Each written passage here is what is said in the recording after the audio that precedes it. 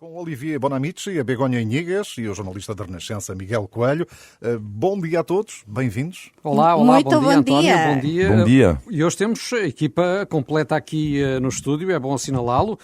Olivier, Begonha e, sobretudo, assim que nos ouve, sejam todos bem-vindos a mais esta edição do Visto de Fora. E quanto a vocês, Olivier e Begonha, espero que estejam preparados porque temos uma verdadeira maratona de temas para analisar esta semana. Mas antes de avançarmos, vou só lembrar que o Visto de Fora é uma parceria da Renascença com a Euronet, a rede europeia de rádios. Euronet Plus. E propunha que começássemos pelos esforços do Secretário-Geral das Nações Unidas desenvolvidos nestes últimos dias, depois de uma série de críticas de que António Guterres foi alvo por algum déficit de protagonismo diplomático no que toca a esta guerra na Ucrânia. Ele rumou à Turquia, depois esteve com Vladimir Putin em Moscovo, ontem encontrou-se em Kiev com o presidente ucraniano Volodymyr Zelensky. Começávamos talvez, Begonha, por falar da ida a Moscovo e, enfim, daquele encontro longínquo pela mesa enorme que tiveram de por meio entre Guterres e Vladimir Putin, mas também o encontro que foi mantido com o Ministro dos Negócios Estrangeiros, Sergei Lavrov. Com que opinião é que ficaste da passagem de Guterres por Moscovo? Explicaste da mesa, esa mesa enorme que xa é protagonista de tantas fotografías en todo o mundo que todos os nosos ouvintes coñecen tamén, coa que Vladimir Putin impoe e diz cá estou, eu sou o amo, mando, e van todos a falar co ele, mas cuanto máis lexos o lonxe, mellor. E neste caso Guterres non foi un máis exao, vimos esa reunião, nas fotografías soubemos o que tiñan falado, pelo que explicou depois o portavoz tamén das Nações Unidas e o propio Guterres, e foi unha reunião, eu acho que por enquanto sin resultados, e eu teño de ser un bocadiño portuguesa e un bocadiño galega nisto e desconfiar, porque o propio Guterres se encarregou de dizer que non había un compromiso, non houve un compromiso claro, mas só houve un inicio de compromiso. Um acordo de princípio para a criação do tal corredor humanitário em Azovstal. Não se falou claramente desse acordo, é dizer... Até porque está ainda por concretizar. Isso é, umas primeiras intenções desse acordo para esse corredor humanitário, mas que acontece? Que depois dessa reunião, Vladimir Putin não esperou nenhum dia, é dizer, foram horas para, na reunião, mesmo no momento que se estava a reunir o Guterres com o Zelensky em Kiev, bombardear mesmo muito perto. E então, um sinal claríssimo que Putin nos está a lançar. É dizer, um aviso, Olivier. Será caso para dizermos que Vladimir Putin quis avisar o Ocidente através dos mísseis que fez disparar com Guterres em Kiev?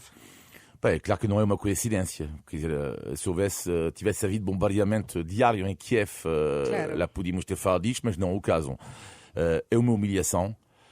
Eu diria que é gozar com o mundo inteiro neste momento, mesmo quando falou com António Guterres, dizer mais uma vez que a Rússia não tem nada a ver com o massacre de Bucha, não é?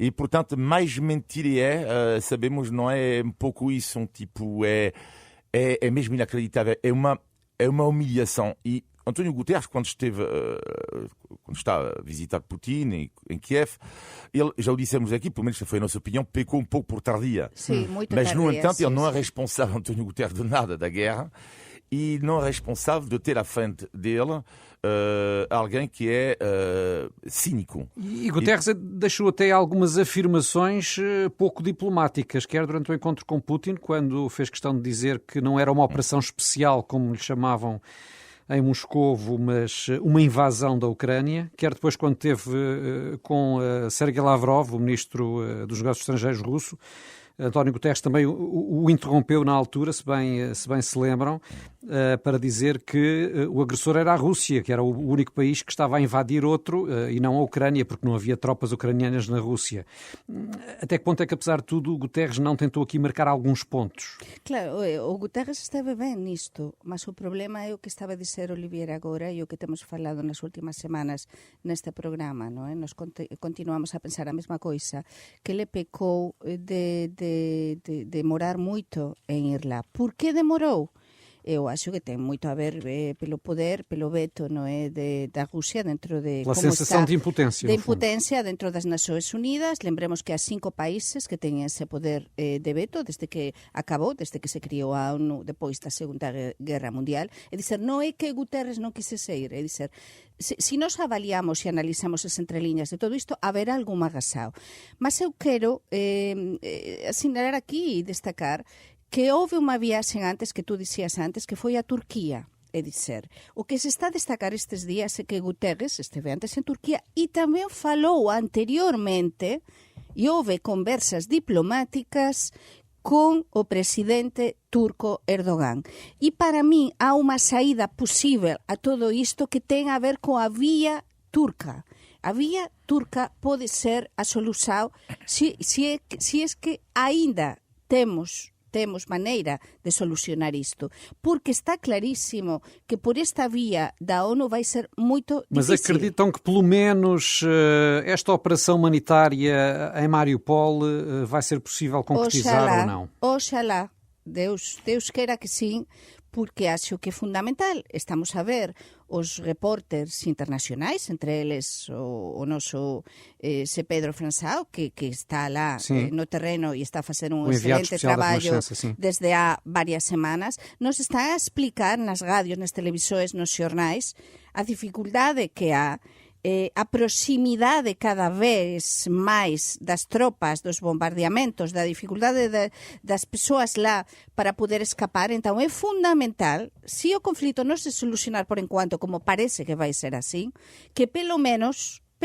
se active un corredor humanitario para que as persoas que están a ficar agora presas e que non teñen maneira de sair desas zonas de conflito possam mesmo sair. Qual é o teu pressentimento, Olivier? Vamos ter esta operação com o apoio da ONU e da Cruz Vermelha viabilizada ou não? Tudo é possível, porque só para acrescentar que Macron Putin já prometeu há tempos, não recordo em que cidade, por acaso agora, os corredores humanitários com Putin estava tudo acordado e nada foi feito. Exatamente, que ele sempre está a mentir.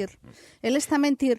Mas, e depois eu fiquei preocupada com a cara do Guterres. É incrível, porque o Guterres é uma pessoa muito humana, nunca mellor dito, non é? Unha persoa de causas afável, humana, que sempre, desde moito novo, desde moito xoven, ten defendido as causas humanitarias, as causas sociais, niso e diso faz a súa bandeira, non é? Na súa vida, e realmente ele estaba moito afectado por todo o que estaba a acontecer, aquilo que dis dos netos, non é? Eu non gostaba que os meus netos vivesen nesta casa ou tivesen saído a correr. É dizer, ele ficou mesmo, vese que todos os mandatarios internacionais, todos que van a Kiev, fican impressionados, não é? E tivemos também esta semana um outro facto muito marcante nesta guerra, que já leva mais de 2 meses, Olivier, que foi o corte do fornecimento de gás por parte da Rússia à Bulgária e à Polónia, alegadamente por não pagarem em rublos, como Moscovo agora passou a exigir.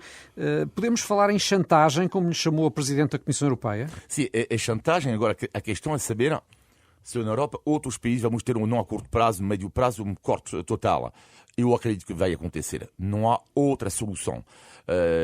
Mas corte por parte da Rússia? Não, ou por parte dos outros países que vão recusar negociar com a Rússia? Sim, claro. Um país, que é a Alemanha, sabemos a dependência da Alemanha, mas existe cada vez mais debate. A Alemanha está a tomar decisões históricas neste momento que vão contra a sua própria história recente.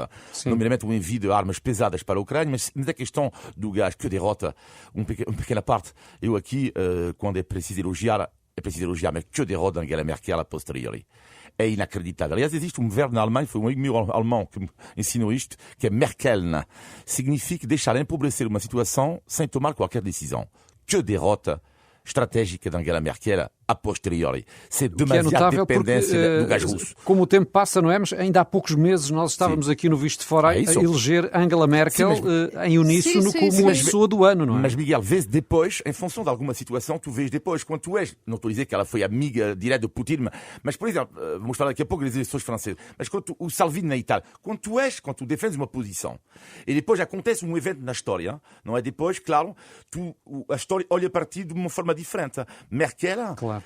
não fez rigorosamente nada para não depender menos do gás russo. E há cada vez mais críticas sobre ela, críticas justas. Mas eu acho que a Alemanha faz parte, e por isso estou na minha admiração pessoal para este país, por causa do que aconteceu após a Segunda Guerra Mundial. Acreditas que a Alemanha pode vir a ter aqui um papel importante claro, mas vai cortar ao lá. fechar a torneira do lado ocidental ao gás russo? E só para terminar em relação ao gás russo, eu acho que isto não será suficiente, porque a questão é saber como é que as pessoas depois vão usar o gás. O gás não russo não será suficiente.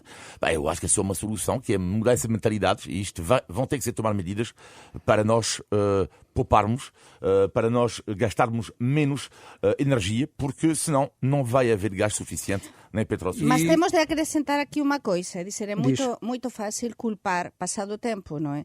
Mas é que quase todos os mandatários internacionais, não digo quase todos, mas houve muitos mandatários internacionais que não viram realmente quem é que viu o problema que poderia ter se aliar com a Rússia ou permitir a Rússia este monopólio, entre aspas, em alguns países, por exemplo, energético, como o caso do gás, por exemplo, com a Alemanha, que houve não só a Alemanha, estamos a falar da França, estamos a falar da Itália, estamos a falar de muitos países. Estamos a falar de muitos estadistas que não viram, Muitos. como no passado muitos estadistas e não até viram a crise nos económica de países. 2008. Em Espanha e em Portugal houve Como empresários... muitos estadistas depois também não viram devidamente a pandemia, exatamente, talvez muitos por isso empresários... tanta gente se queixe da falta de grandes estadistas atualmente na Sim, Europa. não, Não é? mas é que não podemos só culpar ou culpabilizar a Alemanha, é que empresários de Espanha e de Portugal se aliaram também com oligarcas russos,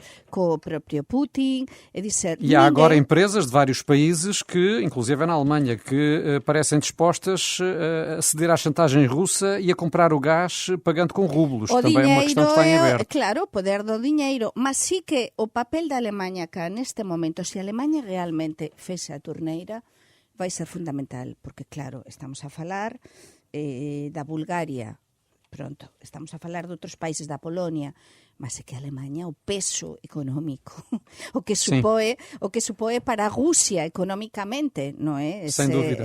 Não tem nada a ver. Por isso, sí que o nosso papel, o papel da Europa e, sobretudo, dos grandes países da Europa, como a Alemanha, é fundamental. Deixem-me avançar porque, apesar de tudo, houve uma notícia que se pode considerar favorável esta semana, que foi a autorização dada por Bruxelas ao mecanismo acordado entre Portugal e Espanha para fixar um preço máximo do gás natural e que será usado depois também para calcular o preço da eletricidade. Que importância é que esta medida pode vir a ter e que avança já na próxima semana, Olivier? É uma medida importante, super rapidamente, mas, no entanto, levanta uma questão. Quem vai pagar a fatura? Essa é a grande questão. É importante para o consumidor final. É evidente pagar menos, mas, no entanto, lá com este desconto, alguém há de sempre pagar a fatura. E isto, nesta coisa toda das medidas da pandemia, das medidas da guerra, estamos a nos esquecer muitas vezes, não é, disto tudo, que é, no fim do fim, é o contribuinte que paga, será o único senão desta medida. E em Espanha, Begonha, como é que este acordo foi recebido? Nós sabemos que os espanhóis até têm tido mais problemas ao nível do preço da energia do que os portugueses. Muito mais, está caríssimo. Eu que ando entre os dois países e pago fatura do gás, da eletricidade em Espanha e em Portugal. Posso dizer que em Espanha está muito mais caro, não é? Mas en España ten sido ben recibido e eu gostei muitísimo de ver a imprensa española nos últimos días a destacar e a falar moito de Portugal. Esas fotografías dos dois ministros de Portugal e de España, bueno, no caso de España a vicepresidenta, destes temas de transición digital e demais, e ver en Bruselas como se reunían, como ian da mão, No caso de portugués era Duarte Cordeiro, non é? O ministro portugués agora. O novo ministro, sim. O novo ministro. Mas como estaban en Bruselas da MAU e como facían as declaracións, é verdade que España estaba a pedir os 20... estaba a pedir un bocado máis baixo o preço, o limite do megavatio que nos dissemos, mas chegouse a un acordo, eu acho que interesante, sobre todo equilibrado de aquí ao fin do ano. Para España vai ser moito importante, iso que para Portugal tamén. De feito, é moito significativo que nas últimas semanas eu, por exemplo, recibín varios telefonemas de compañías eléctricas e enerxéticas españolas, concretamente con a que eu teño contrato en España, para me propor impor un preço mínimo na tarifa do gas. Iso significa que isto estaba a cociñar e que a eles lles interesaba marcar ese preço a moitos clientes. Vamos ver os reflexos. Mas é interessante saber que están e que van baixar os preços energéticos. Temos de atravessar os Pirineus, porque temos de falar das presidenciais em França. Olivier Macron lá venceu como se esperava, com cerca de 58% dos votos, mas isso não esconde o crescimento da extrema-direita, com Marine Le Pen a conseguir o voto de mais de 13 milhões de eleitores. Terá sido vencida sobretudo pela abstenção. O que é que isto pode mudar, na tua opinião, no próximo mandato de Macron? Macron, olhando para o resultado em si, há duas leituras. O resultado extraordinário do Macron, porque normalmente quando uma pessoa diz ganhou por 42, a primeira leitura é uau, que vitória. Não é? Mas a grande questão é que não é uau que a grande vitória, porque o adversário é a extrema-direita. E quando a extrema-direita chega a 42%, significa extrema-direita que cresceu mais do que nunca, não é? Exatamente. Significa que há problemas. E o problema principal da França, eu diria, não só em França, mas lá estamos a fazer eleições presidenciais, é que há duas Franças, a França das aldeias e das pessoas em dificuldades, que votam Le Pen, e depois há as Franças dos franceses, que são mais ou menos satisfeitos com a sua vida e que votam Macron. Portanto, em França é simples, faz a pergunta a alguém na rua, botar, olha, desculpa, como é que é a sua vida? Está satisfeito, ou mais ou menos? E se tu vês alguém que diz, vou andando, Macron. Se ele diz, estou ótimo, Macron é com certeza. Mas se alguém te disser, olha, estou mais ou menos, ou é duro, tu tens a certeza ou quase que votou Le Pen. Portanto, são duas Franças diferentes. Isso para responder à tua pergunta, para o próximo mandato de Macron, dois pontos essenciais. A questão social, para ele não ser mais o presidente dos mais favorecidos, mais ricos, e a questão da ecologia, porque, de facto, é uma das preocupações dos franceses, que não foi abordado durante a campanha, e tenho certeza que o primeiro-ministro que ele vai, por exemplo, anunciar em breve, vai ser alguém ligado de perto às questões ambientais. Mas temos de reconhecer, Begonha, que um pouco por toda a Europa ouviu-se um enorme suspiro de alívio com a vitória de Macron. Sin dúvida. E estas eleições foram acompanhadíssimas em todos os lados, não é? Fora de França. Eu não me lembro umas eleições francesas a ser acompanhadas assim, não é? No caso, por exemplo, de Espanha, com programas especiais, como eu já expliquei aqui, a transmitir o debate decisivo, mas também na noite eleitoral a transmitir e a fazer programas especiais. Por quê? Porque era decisivo que 42% dos eleitores que votaram votar na extrema-direita é moito significativo. Nós respiramos de alivio, mas é unha mensaxe clarísima tamén para os nosos países. Sem dúvida. Porque isto non é que acontece só aos franceses, é que está primeiro acontece lá, mas aquí tamén chegan ecos de todo isto e temos de acompañar con moito cuidado, e depois Olivier sabe mellor do que ninguén que o propio Macron vai ter outra reválida que dissemos en España de aquí a nada, non é? Sim, com as eleições parlamentares. São já 10 horas e 42 minutos. Lembro que estamos no Visto de Fora, é um programa que fazemos aqui todas as sextas-feiras, em parceria com a Euronet, a rede europeia de rádio. Euronet Plus. Por cá tivemos esta semana mais um aniversário do 25 de Abril, que acabou por ficar marcado pelo discurso de Marcelo Rebelo de Sousa, a pedir mais meios para as Forças Armadas, aproveitando também, enfim, o contexto de guerra que se vive na Europa. António Costa, depois disso, veio dizer que já estava tudo pensado e programado, contratualizado com a NATO. Haverá aqui total sintonia, como disse o Primeiro-Ministro? O que é que vos parece? O governo português estará assim tão disponível para investir na defesa como pede o Presidente da República, Olivier? Eu acho que e digo isto com toda a simpatia, uma coisa que é engraçada em Portugal, na comunicação social, na qual eu me incluo, mas vou falar das pessoas como tu, que é dos pivôs, não é, por assim dizer, que adoram fazer a pergunta sobre Marcelo e António Costa, que haverá total sintonia entre os dois. Certeza que não há. Estão à procura de uma falha dentro do casamento. Não estás habituado a um regime como o nosso. O presidencialismo francês. Não, mas tu estás a perceber, mas não deixa de ser engraçado. Estou a rir, ao mesmo tempo não estou a rir. Sim, eu percebo. Que é engraçado, estão sempre a procurar falhas e sendo o nosso sistema tão misto como acaba por haver aqui sempre uma necessidade de equilíbrio. E o casamento anda bem. Claro que às vezes há pequenos desentendimentos, que é o caso neste momento, mas no entanto eu acho que o presidente Marcelo Rebelo de Sousa, ao pedir mais meios para as Forças Armadas, eu acho que está dentro de uma linha claramente ao nível europeu. E vimos na Alemanha o debate que há. A Alemanha nunca tanto investiu na defesa como ultimamente, e não é o único país, tendo em conta o contexto, não é? E eu acho que este debate faz todo o sentido, como faz o sentido o debate do serviço militar obrigatório, tendo em conta sim, que é outro debate que está a regressar. Sim, está em paralelo.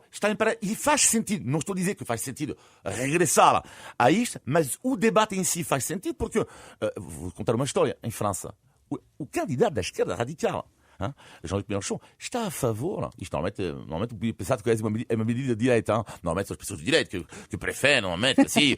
Mas não, é a esquerda radical em França que quer o regresso do serviço militar e cívico, e mesmo militar, para ter alguém em caso de guerra. E também vamos ver com as alterações climáticas. Quem é que vai ajudar os bombeiros? Se houver, porque vamos ter cada vez mais problemas assim. Quem é que vai ajudar as pessoas? E tem que haver, na minha opinião, de facto, alguma mobilização. O debate tem que estar, pelo menos, em cima da mesa. Está todo estudado. A cohabitação Marcelo Costa funciona muito bem.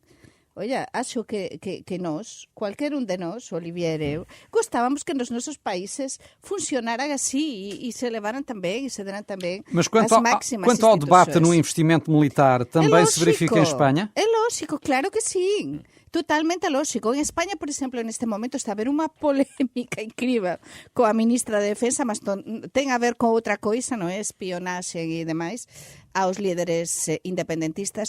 Mas sí, xa se falou, e de feito en España é un tema, e tamén estáse a falar desto do servizo militar até obligatorio como antes, porque en España tamén há moitos anos que non existe, non é? Ese servizo militar, como acontecía en Portugal, obligatorio. E dizer, esta guerra está-nos a trazer e a pôr no mapa a defensa e a importancia de investir na defensa. No caso de Portugal é verdade que o investimento en proporción é menor do que en España, e agora, alén de todo iso, temos unha ministra de Defensa moito ben preparada, que coñece moito ben o sector, e acho que pode facer moito ben. De feito, as miradas, os ollares entre o Marcelo e a nova ministra de Defensa portuguesa foi tamén moito significativo. Eu fiquei a observar no 25 de abril. E agora sem máscaras ainda foi mais fácil, moito não é? máis. Mas que están totalmente aliñados o Costa e o Marcelo nisto, eu non teño dúbida, non teño dúbida. Talvez, mas já agora e sobre as máscaras, que eu falava nisto,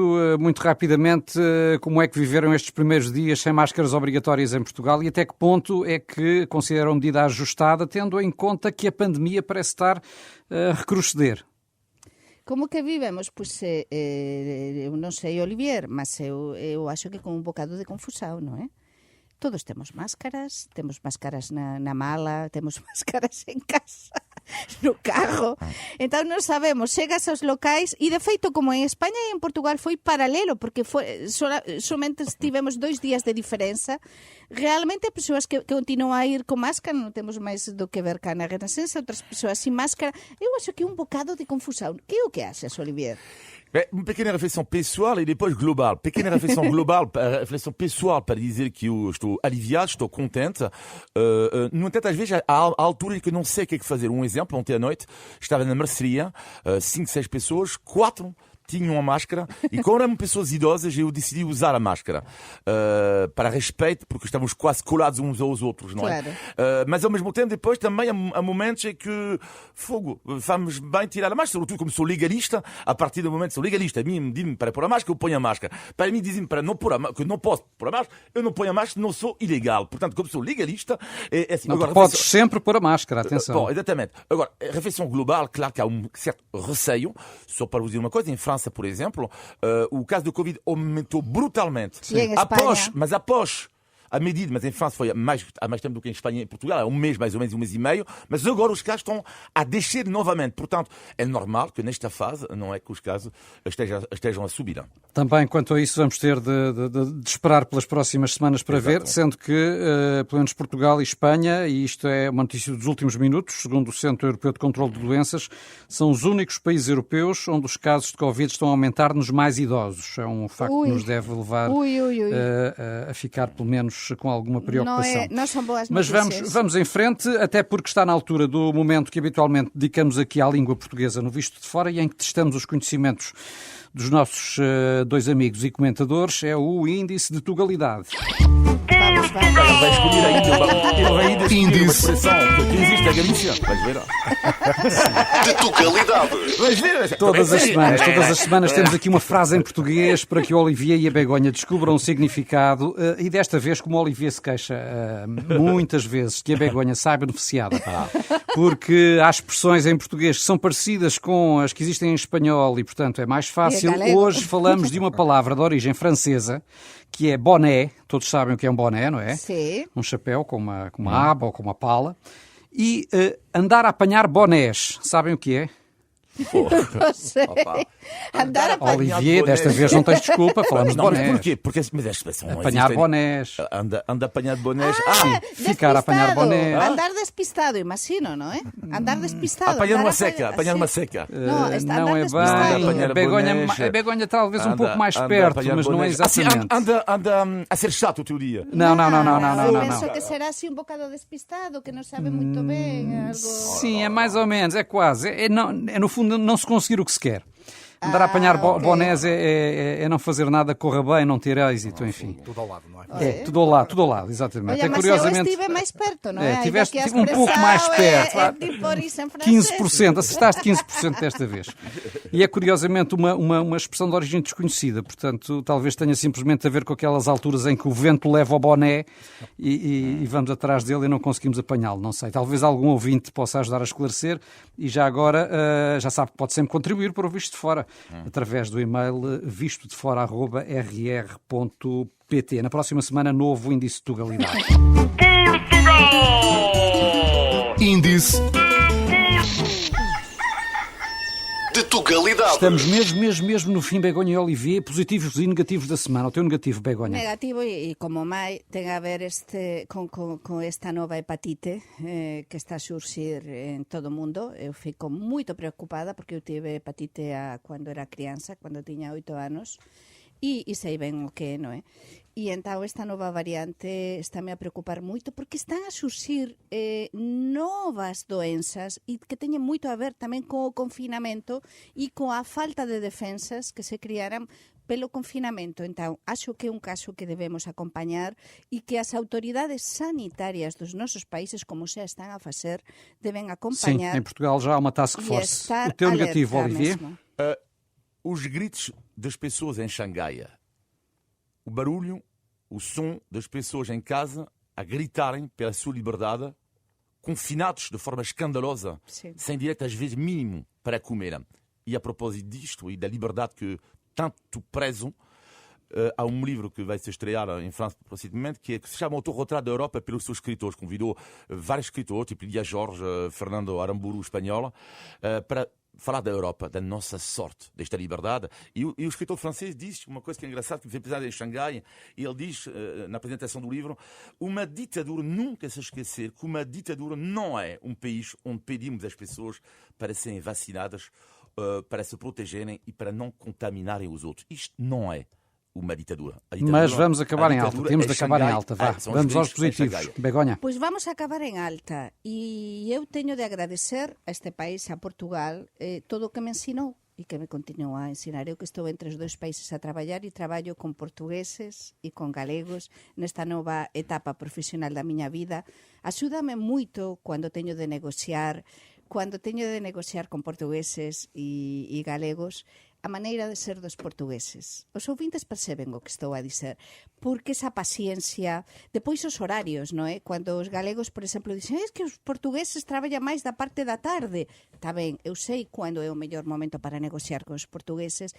Esa paciencia, ese non me lanzar rapidamente, non manter ese ímpetu controlado. Mas olha que a paciência tem limites e estamos com muito pouco tempo, Begonha. Mas sí que iso, de verdade, que eu agradeço moito e sei, axudoume muitíssimo nesta última semana. Teu positivo, Olivier, para terminar. Um positivo tem a ver com um perfil de pessoas em Portugal, que não estou a dizer que não existe lá fora, mas existe muito em Portugal, que eu chamaria os homens da grelha.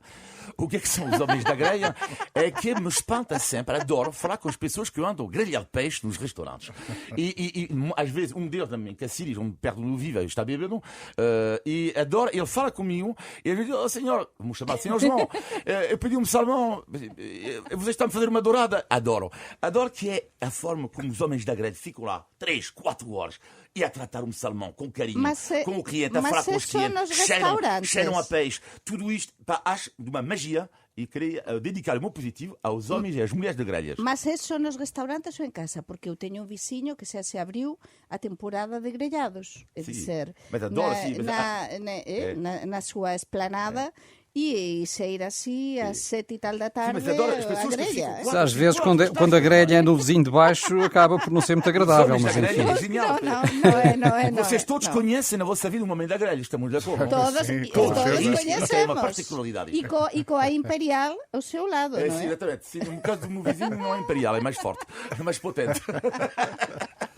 Muito bem, estamos então no final de mais um Visto de Fora. Todas as semanas conversamos aqui sobre a Europa, Portugal e os portugueses. Pode enviar sempre comentários e sugestões para vistodefora@rr.pt. Olivier, Begonha, Miguel, um bom fim de semana. Begonha, é verdade, a minha namorada disse-me que a mulher do Pedro Sánchez chama-se Begonha. Sim, e é loura, sim. Eish. Não sou eu, é? Não sou eu. Sim, sabíamos. Muito bem, bom fim de semana. Um abraço, bom fim de semana. Até para a semana. Já estará aqui depois o Paulo Coelho.